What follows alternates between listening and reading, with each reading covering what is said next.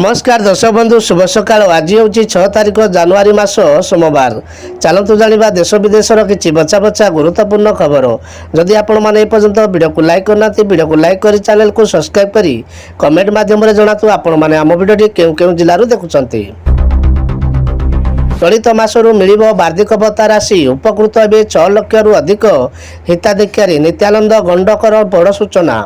चलित मासरू मिल वार्षिक भत्ता राशि 6 लाख रु अधिक हिताधिकारी उपकृत हे 80 वर्ष रु ऊर्ध्व एवं 80% रु अधिक भिन्नक्षम मानक 3500 टंकार भत्ता जोगाई देवाक राज्य सरकार प्रतिश्रुति देइछन्ति।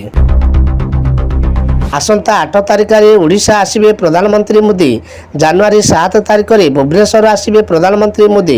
राति 8 रे विमान बंदर रे पहुंची सीधा राजभवन जीवे। विमान बंदर सीधा सड़क राजभवन जाई राजभवन रे राति यापन करबा परे प्रधानमंत्री 9 तारिख रे प्रवासी भारतीय कार्यक्रम रे शामिल हेबे। जनता मैदान रे कार्यक्रम रे हेबे शामिल।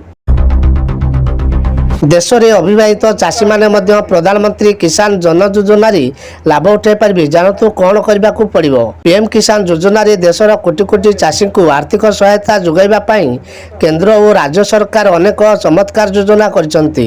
एही योजना गुड़िकर उद्देश्य होछि देशर कृषक को आय वृद्धि कर आर्थिक स्थिति को सुदृढ़ करने। शीघ्र करंतु यह काम मिल मागणा राशन और चाउल। प्रत्येक दिन सरकार आवश्यक करुवा लोक मानू साहाय्य उद्देश्य नुआ पदक्षेप ग्रहण करुछन्ति। एही क्रम में सामिल अछि मागणा राशन योजना जो प्रति मासरे दरिद्र सीमारेखा तले रहुथिबा लोक मानू मागणा राशन जोगाई दिए सरकार। एही योजनार लाभ पाइबा एक राशन कार्ड रहिथिबा जरूरी।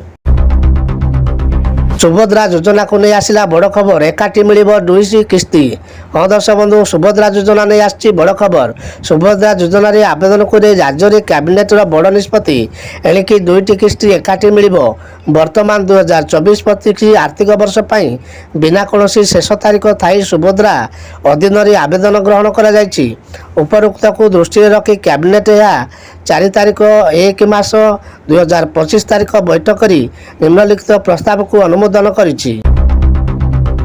HMPV इन चाइना चीन रो भाइरस को नहीं भारत रे छनका सतर्क रहिबा को परामर्श देले WTO।